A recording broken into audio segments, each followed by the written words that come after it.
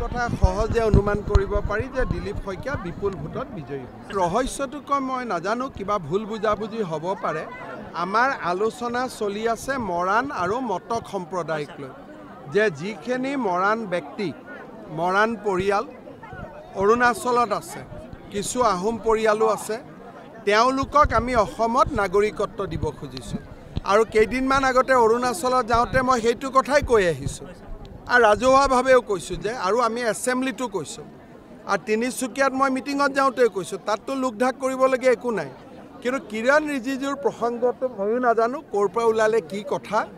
তেওঁ হয়তো মই মৰাণ মটকৰ কথাখিনি কৈছিলোঁ তেওঁ হয়তো কিবা বেলেগ ভাবি ল'লে তেনেকুৱাও হ'ব পাৰে কিন্তু আমাৰ অসমৰ দায়িত্বটো মৰাণ মটক বা আহোম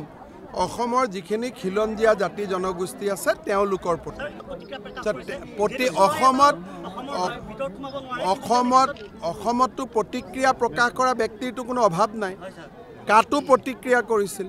কিন্তু আমিতো আমাৰ ৰাস্তাতে আছোঁ চৰাই এটাও আহিব নোৱাৰে স্যাৰ আপুনি ইতিমধ্যে উল্লেখ কৰিছে কিন্তু তথাপি সুধিছোঁ যিটো সময়লৈকে কৈ আছে বুদ্ধিজীৱীসকলৰ নিৰপেক্ষ দৃষ্টিভংগী চাই কিন্তু মীৰা বৰদলৈৰ সৈতে কংগ্ৰেছৰ সৈতে হীৰেন গোহাঁই কংগ্ৰেছৰ ওচৰত যোৱা মানে আমাৰ 1 লাখ ভোট বাঢ়া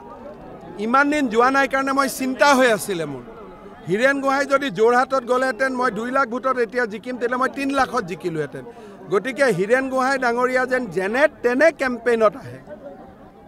কাৰণ মইতো তেওঁক বুদ্ধিজীৱী বুলি নামানো তেওঁক আমাৰ ভাষাত he is the protagonist of urban নক্সাই গতিকে হীৰেন গোহাঁই আহিলে আমাৰ কাৰণে লাভ হয় কাৰণ আমি আৰবান নক্সালৰ আমি এগেইনষ্টত আছোঁ আমি আৰবান নক্সালক সমৰ্থন নকৰি হীৰেন গোহাঁই কি কয় মই আন্দোলন নকৰোঁ কিন্তু বাকী ঘৰৰ ল'ৰা ছোৱালীয়ে আন্দোলন কৰিব লাগে এইজন মানুহ হ'ব পাৰে নেকি নিজৰ ল'ৰা ছোৱালীয়ে আন্দোলন নকৰে বোলে মই গাইডহে দিওঁ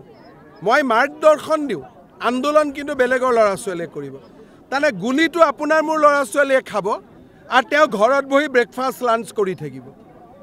এনেকুৱা বুদ্ধিজীৱী বুলি কয় নেকি তেনেকুৱা ব্যক্তি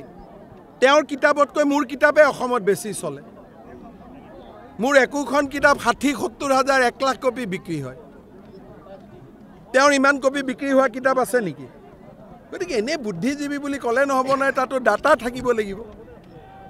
গতিকে হীৰেন গোহাঁইক মই এজন আৰবান নক্সালৰ মাৰ্গদৰ্শক বুলি জানো আৰু তেওঁ এইবিলাক কৰক কংগ্ৰেছত কৰক আমাৰ কি যায় মই এইটো ক'লোঁ নে এইটো এটা অবান্তৰ প্ৰশ্ন যিহেতু মুখ্যমন্ত্ৰীয়ে নাজানা কথা এটা কোনোবা এজনে ক'লে ইয়াতে কিয় বাজিব লাগে কিবা এটা হ'লে বাজিব লাগে কিবা এটা চান্স পালে আৰু টিভিত বাইট দিয়া আৰম্ভ কৰিব লাগে নেকি আৰে মই ক'লোঁ নহয় টিভিত বাইট দিব চান্স পালেই মানুহে বাইট দিব নালাগে যেতিয়া মুখ্যমন্ত্ৰীজনে ক'লে নহয় তাৰমানে নহয় আৰু তাত হয় ক'ৰ পৰা আহিলে